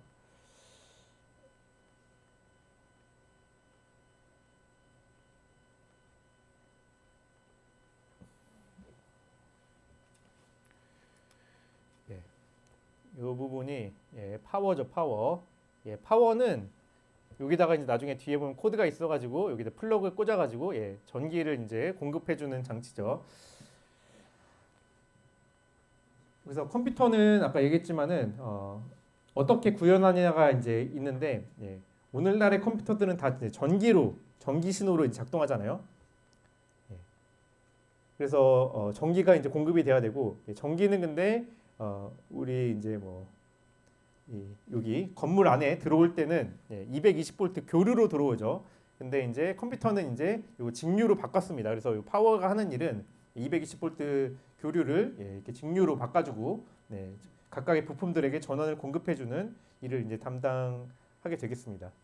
그래서 이제 파워는 좀 비싼 제품일수록 안정성이 높아가지고 그 맞춰가지고 자기 예산에 맞춰서 사실 구입하면 되는 거고요. 그 다음에 이제 이 파워로부터 이제 여러 개 이제 전선들이 이제 꽂혀져 있는 게 볼 수가 있죠. 그리고 이제 여기 중간에 요걸 이제 여기 먼저 보죠. 여기 지금 이제 그 팬처럼 보이는 이 부분이 이제 CPU가 달려져 있는 것입니다. 가운데 맨 중앙에 거의 CPU가 위치해 있고요. 아까 얘기했지만 CPU는 모든 계산이 이루어지는 핵심적인 이제 부품입니다. 그래서 CPU는 사실 굉장히 열이 많이 발생해요. 다른 부품들은 열이 뭐 그렇게 많이 발생 안 하는데 CPU는 열이 많이 발생합니다. 그러니까 CPU가 얼마나 계산을 이제 빨리 하냐면은 보통 이제 거기 이 CPU 이제 스펙에 보면은 그 클럭수라는 게 있어요. 그게 이제 거의 계산 속도라고 이제 보시면 되는데 클럭수가 뭐 빠른 거는 3GHz 뭐 이렇게 나옵니다. 노트북 같은 경우는 1. 몇부터 해가지고 요즘에 3GHz까지 나오는데 그러니까 3GHz면은 이제 1000, 100만, 10억, 그러니까 30억 번이거든요. 초당 30억 번 정도의 계산을 수행할 수가 있는 겁니다. 그래서 단순 계산은 사람이 컴퓨터를 절대 못 이깁니다. 초당 이제 30억 번 계산할 수 있기 때문에 웬만한 컴퓨터가 그렇기 때문에 초당 30억 번 계산한다는 얘기는 그만큼 뭔가 전기가 왔다 갔다 한다는 얘기거든요. 그래서 열이 굉장히 많이 발생하고 그래서 CPU 같은 경우는 항상 이렇게 펜을 달려 있습니다. 제가 뒤에 보면은 이제 펜 없는 CPU 모양도 나오는데 그건 이따 좀 보도록 하고 여기 펜 밑에 달려 있고 그 다음에 여기 뭐 이렇게 여기 부분이 이제 램입니다. 램은 이제 약간 자 같은 모양으로 생겼어요. 뭐 한 15cm 정도의 자 같은 모양으로 생겼습니다. 이걸 이렇게 꽂도록 돼 있고요. 그 다음에 요게 지금 SSD죠. SSD. 그러니까 아까 얘기했지만은 SSD는 실행 중이지 않은 모든 프로그램들이 영구 보관이 되고요. 거기서 뭔가 실행을 하게 되면은 램으로 이렇게 올라오죠. 램으로 그 실행 프로그램이 올라오게 되고 램과 CPU가 이제 보통 왔다 갔다 하면서 많은 프로그램들을 연산을 하고 그 결과를 이제 계산을 하고 출력할 일 있으면 모니터를 통해서 출력하고 뭐 이렇게 이제 동작을 하는 게 컴퓨터의 이제 원리가 되겠습니다. 그리고 이제 여기 이 부분 요게 이제 GPU죠. GPU. GPU는 CPU는 이제 이게 중앙 처리 장치 그래서 센트럴 프로세싱 유닛이고 GPU는 이제 그래픽 처리 장치 그래서 그래픽 프로세싱 유닛입니다. 그러니까 원래는 컴퓨터가 이제 초창기 초기에 개발됐을 때만 해도 그래픽이 그렇게 중요한 계산이 아니었어요. 뭐 아시다시피 뭐 어디서 봤는지 모르겠지만은 막 이제 브라운관 옛날 모니터 보면은 막 이따만하게 생겼죠. 근데 이제 실제로 그 안에 나오는 화면 보면은 검은색 배경 화면에 초록색 글자만 이렇게 있는 그래픽이라는 것도 없고 그 정도 수준이었습니다. 근데 이제 컴퓨터가 이제 모니터가 발전하고 사람들이 컴퓨터를 이런 어떤 이미지, 영상 쪽으로 많이 쓰다 보니까 요즘에 보면은 이제 뭐 4K 픽셀이라고 그러죠. 그러니까 모니터 하나에 4K인데 그게 뭐 아무튼 픽셀이 엄청 많은 그러한 픽셀들을 거기 모니터에 이제 뿌려줘야 되는 일들이 생기게 됐고 그 일들이 그 계산이 굉장히 많은 일들이거든요. 그래서 모니터 출력과 계산된 부품 연산들은 이 GPU라는 기기에 따로 연산시키게 하자. CPU에서는 이제 그 일반적인 프로그램 계산을 하고 그것이 이제 출력될 때 이미지나 이제 영상으로 출력될 때 필요한 출력 가능한 관련된 기술은 계산은 GPU에서 하도록 하자라고 한 게 그래서 GPU가 새로 CPU로부터 이제 분리되게 된 이유가 됐죠. 아무튼 그래서 요즘엔 그래서 CPU보다 GPU가 더 비싸기도 한데요. 아무튼 GPU가 그런 식으로 이제 분리가 됐다 이렇게 보시면 되겠고요. 이렇게 그래서 GPU가 꽂혀 있습니다. 그리고 이제 그 모든 부품들을 어떻게 보면은 회로로 잘 연결해주는 부품이 이제 여기 있는 메인보드입니다. 메인보드.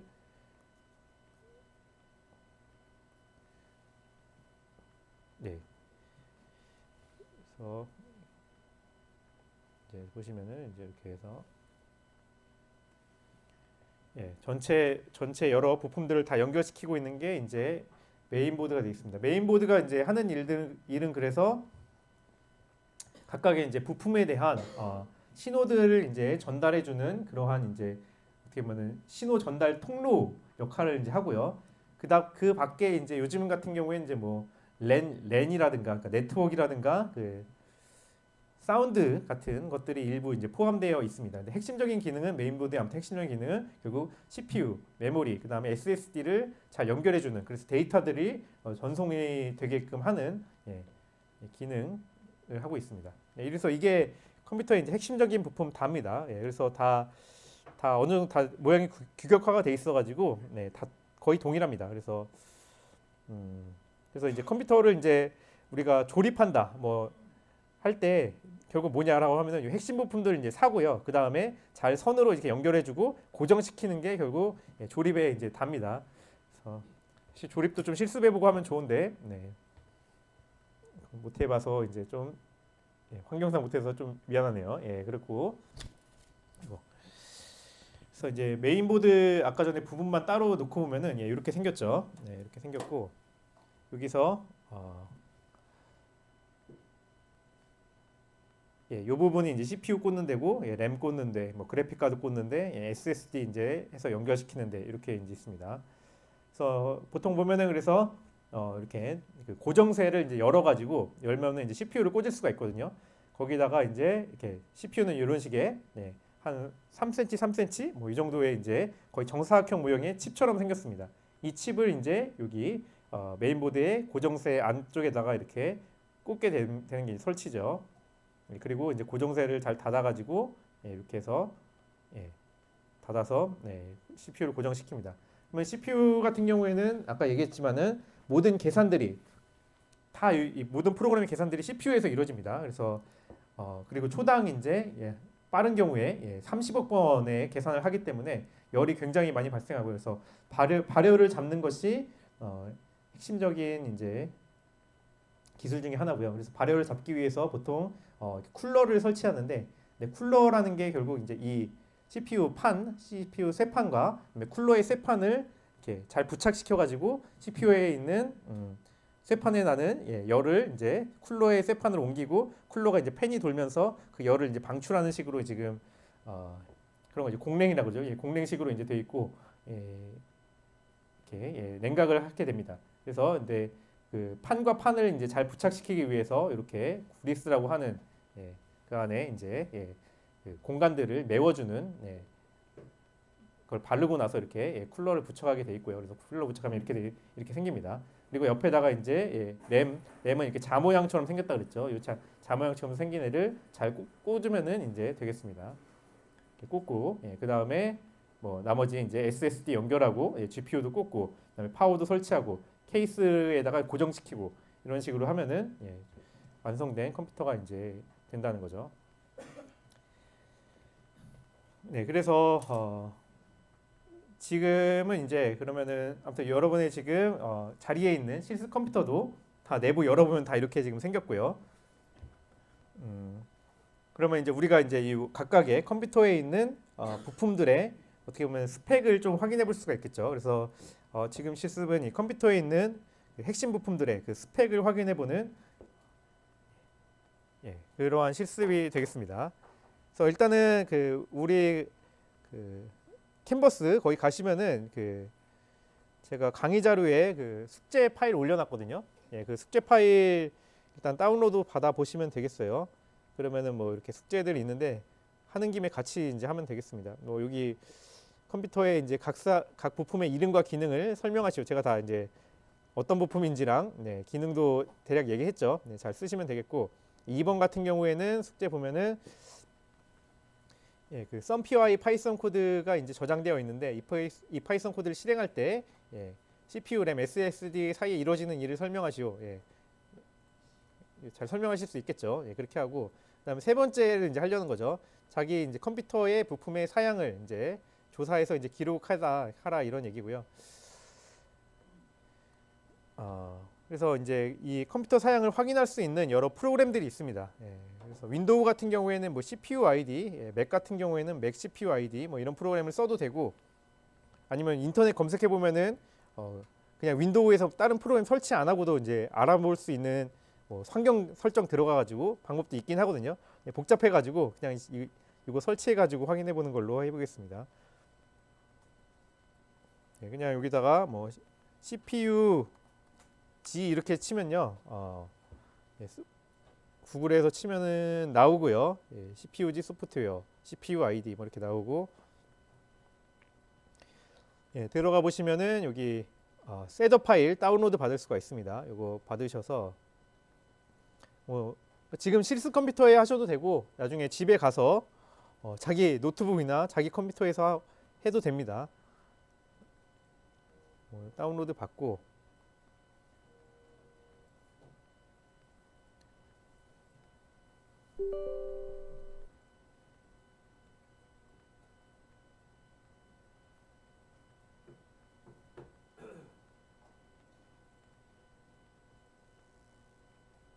예, 이렇게 쭉 그냥 설치하면은 바탕화면에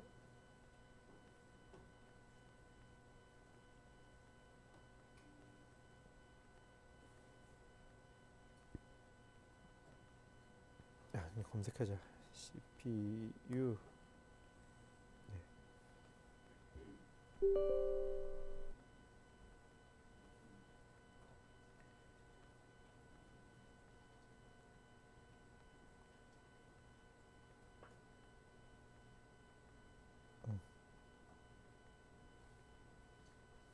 예, 아무튼 이렇게 실행이 됩니다. 이게 글자가 잘 안 보여서 그렇긴 한데 뭐 실행해 보면은 다 보이죠. 이런 화면. 그래서 여기 보면은 위에 탭들로 있어요. CPU, 메인보드, 메모리, 뭐 그래픽스, 예, 이렇게 해서 확인할 수가 있거든요. 이렇게. 네. 먼저 이제 CPU를 이제 봐볼게요. 이건 제 노트북인데 지금 예, 여기서 CPU를 보니까 여기 네임 보면은 인텔 코어 뭐 i7 8565U 이렇게 써 있네요. 이거 그냥 쓰시면 되겠어요. 이거 인텔 8565U. 그리고 굳이 또 쓴다고 하면은 여기 스펙 중에 중요한 게 여기 스페시피케이션의 부분에 있는 골뱅이 다음에 뭐 1.80 기가헤르츠, 뭐 그다음에 뭐 여기 밑에 있는 4코어 8스레드 뭐 이 정도 이제 쓰면은 대충 이제 스펙을 다 썼다고 할 수 있겠습니다. 여기 몇 가지 정보들을 보면은 CPU가 인텔이라는 회사에서 제조한 거를 알 수가 있고요. 그다음에 요 코어 7 8565U는 이 성능과 관련된 겁니다. 그러니까 인텔은 제조사고 코어 7은 여기는 이제 성능과 관련된 얘기입니다. 그러니까 인텔 같은 경우에는 이 CPU를 그러니까 그 CPU가 가장 컴퓨터의 핵심적인 부품이라고 그랬잖아요. 그 계산하는 이제 부품인데 그 컴퓨터, 그러니까 PC류의 이제 CPU를 제조하는 제조사가 있고, 그 다음에 요즘에 스마트폰에 들어가는 CPU를 제조하는 제조사들이 있습니다. 근데 이제 이 컴퓨터에 들어가는 CPU 제조사 중에 가장 큰 두 곳이 이제 점유율이 가장 높은 곳이 인텔과 AMD 두 회사입니다. 그래서 인텔은 이 컴퓨터 이제 CPU 분야에 거의 절대 강자죠. 절대 강자이고요. 요즘에는 근데 이 CPU 제조하는 업체에 애플도 자기들이 CPU 제조하겠다고 만들었죠. 뭐 M2 이런 게 이제 그래서 그런 애플이 만든 CPU가 되겠습니다. 그래서 아무튼 CPU는 사실 만들기 굉장히 어렵습니다. 아시다시피 이게 핵심 부품이기 때문에 그래서 다른 회사들에서 거의 만들지 못하고요. 근데 이게 이제 CPU 만들 때 CPU가 이제 보통 비메모리 반도체라고 얘기를 하거든요. 이거 그냥 연함으로 하면은 그러니까 메모리 반도체라고 하는 거는 여기 램과 그 다음에 우리가 램과 SSD 이거를 이제 메모리 반도체라고 얘기하고 그다음에 CPU는 이제 비메모리 반도체 메모리가 아니라는 얘기죠. 비메모리 반도체입니다. 비메모리 반도체는 지금 그래서 요 인텔과 AMD가 그 반도체 회로를 어떻게 설계할지 설계를 쭉 해요.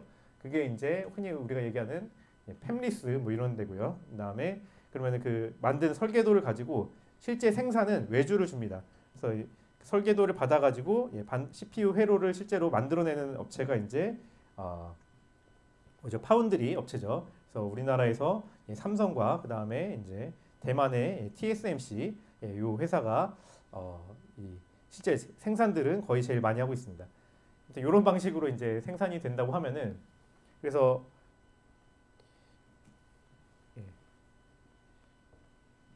이 반도체가 이제 굉장히 많이 필요하잖아요. 사실 옛날에는 이제 PC에 거의 반도체가 다 들어갔는데 요즘에는 이제 최근에 이제 요 자율주행 자동차, 뭐 전기 자동차 이런 것들이 생기면서 차량에도 이제 반도체가 많이 들어가게 되고 그래서 최근에 차량 반도체가 부족해가지고 코로나 때 몇 년 전까지만 해도 그 차를 이제 살라 그러면은 몇 달씩 기다려야 됐습니다. 예.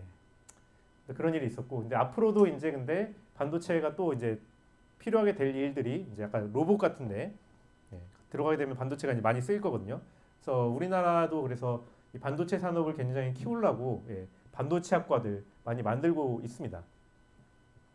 아무튼 근데 중국도 사실 그래서 이 반도체를 제조하려고 반도체 굴기 뭐 이래가지고 큰 계획을 국가 차원의 이제 이 산업을 키우려고 계획을 했었는데 근데 사실 잘 안 됐죠. 그래가지고 중국이 이제 그 대만을 혹시 침공할 수도 있다 하는 얘기가 대만의 그 TSMC를 차지하기 위해서 또 이제 상당히 큰 부분이 된다고 합니다.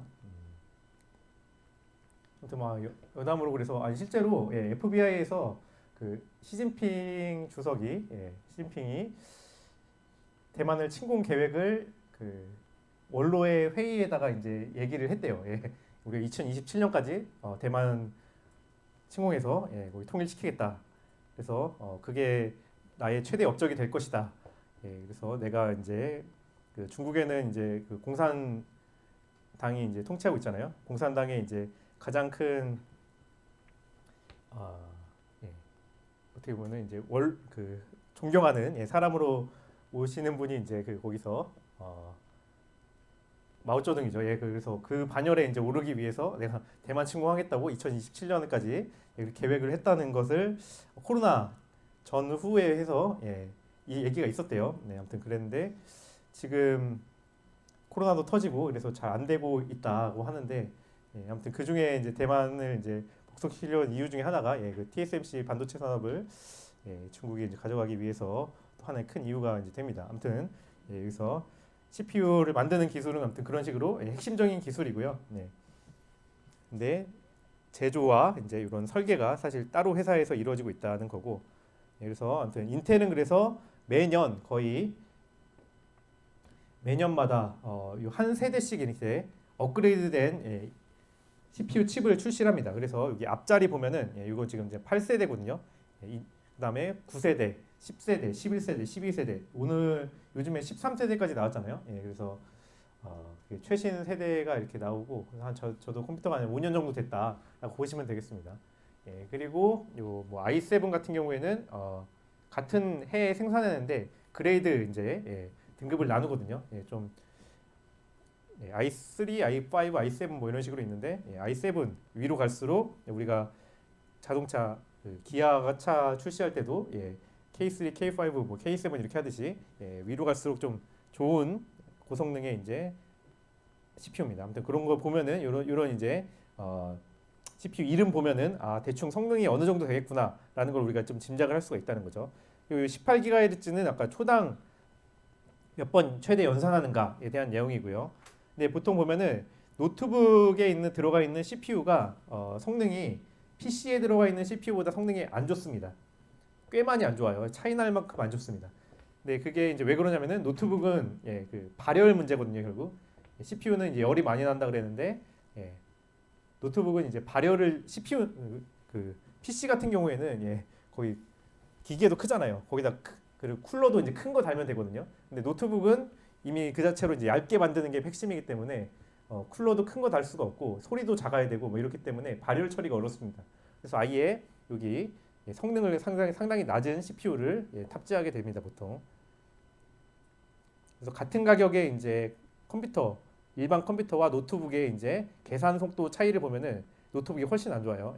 그렇고요. 그다음에 이 4코어 8스레드 이거는 이제 실제로 이 CPU 안에 제가 계산기라 그랬죠. 계산기가 몇 개 들어가 있느냐에 대한 내용이거든요. 옛날에는 그러니까 CPU 하나당 계산기 하나였어요. 근데 기술이 이제 좀 발전하면서 뭐 다른 이유도 좀 있는데 아무튼 CPU 하나에 여러 개의 이제 계산기 코어를 넣기 시작했고 그래서 제 지금 노트북에는 CPU 하나에 4개의 계산기 물리적 계산기가 들어 있고 스레드 개념은 좀 더 이제 어려운데 예, 아무튼 논리적인 계산기는 8개가 들어있다. 8개까지 거의 요거 보시면 되는데 8개까지 동시 계산 가능하다. 그러니까 이런 걸 멀티 프로세싱이라고 그러죠. 예, 그 얘기를 합니다. 아무튼 그렇고요. 예, CPU 얘기 다 했고, 그다음에 램 같은 경우에는 이제 메모리 탭을 가보시면은 예, 여기 뭐 16기가 DDR3 이렇게 적으시면 됩니다. 16GHz의 예, DDR3. 예, 램도 좀 세대가 있거든요. 예, 지금 제 노트북에 있는 것은 이제 DDR3 그래서 3세대 램입니다. 그 다음에 요즘에는 DDR5까지 나오고 있고요. 그래서 좀 됐죠. 예, 노트북이 좀 돼서. 그 다음에 램의 크기는 16기가다. 이런 것을 알 수가 있습니다. 그래서 램이 16기가라는 얘기는 그러니까 결국 이제 우리가 실행 중인 프로그램을 한 번에 이제 우리가 램에 올릴 수 있는 최대 용량이 16기가라는 얘기예요. 그래서 우리 데이터가 그냥 좀 더 이제 그 효율적으로 쓰기 위해서 뭐 이렇게 여러 처리들이 있는데 그런 처리 없이 예를 들어 내가 분석해야 될 데이터가 예를 들어 16기가 이상이 한 번에 램에 올라야 된다. 이러면은 램 크기를 늘려야겠죠. 만약에 이제 램을 이제 16기가 이상으로 내가 다 사용했다. 그러면은 이제 엄청 버벅이기 시작합니다. 예, 그리고 이제 여기서 윈도우 같은 경우에는 예, 컨트롤 시프트 ESC를 누르면은 예, 이렇게 작업 관리자라고 해가지고 현재 내 컴퓨터가 요 CPU 그다음에 메모리 그런 리소스 자원을 얼마나 사용하는지가 나옵니다. 예를 들어 지금 저 같은 경우에 보면은 이제 여기 CPU가 뭐 60, 80 뭐 이렇게 80%까지 계산을 쭉 하고 있다는 거죠. 그래서 이제 100% 넘어가면 당연히 느려지겠죠.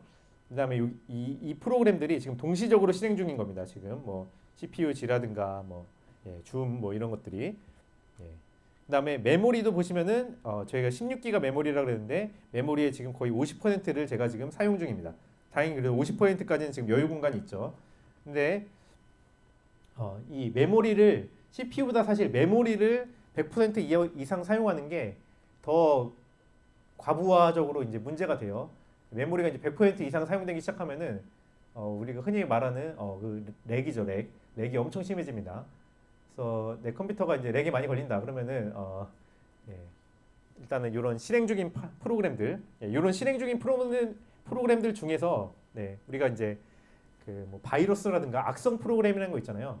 그런 것들이 뭐냐면은 이렇게 이제 별로 필요도 없는데 내가 실행한 것도 아닌데 내 컴퓨터에 올라와 가지고 이상한 프로그램, 이상한 계산들을 막 시키는 거거든요. 그런 악성 프로그램들이 있으면은 이 CPU랑 메모리랑 사실 이제 굉장히 이제 점유율이 높아집니다. 그래서 내가 컴퓨터가 좀 느리다 그러면은 악성 프로그램들을 다 제거를 먼저 해야 되고요.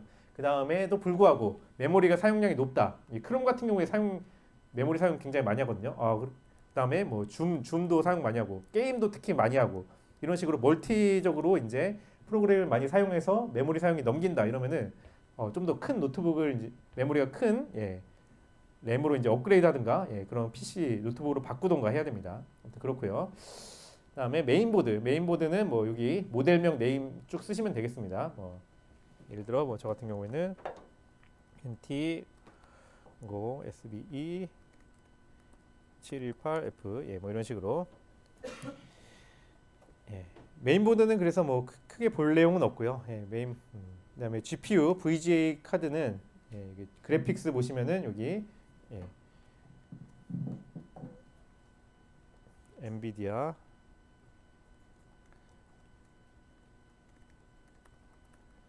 MX 150 이렇게 쓰시면 되겠죠.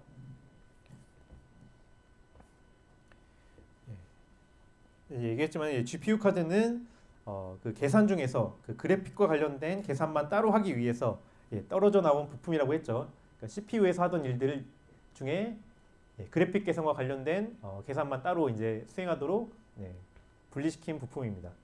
그래서 게임할 때 특히 중요하죠. 그래서 게임할 때 그래픽적인 연산을 많이 하기 때문에 이 그래픽 카드를 이제 좋은 걸 이제 쓰게 되고요. 아무튼 이런 식으로 이제 조사를 해서 제출을 하면 되겠습니다. 이거 1, 2번 다 푸셔가지고 이게 오늘 숙제고요. 그래서 오늘 컴퓨터의 이제 전반적인 이제 핵심적인 부품과 그 다음에 아, 예, 동작 원리, 예, 폰 노이만이 제시한 그 구조에 따른 동작 원리와 그 핵심 부품들, 그래서 그것들이 이제 실제적으로 컴퓨터에 어떻게 달려 있는지 뭐 사진도 받고 그 다음에 이렇게 스펙도 한번 조사를 해봤습니다. 그래서 예, 오늘 수업은 이제 여기까지 이제 하게 됐고요. 예, 혹시 뭐 질문 있을까요?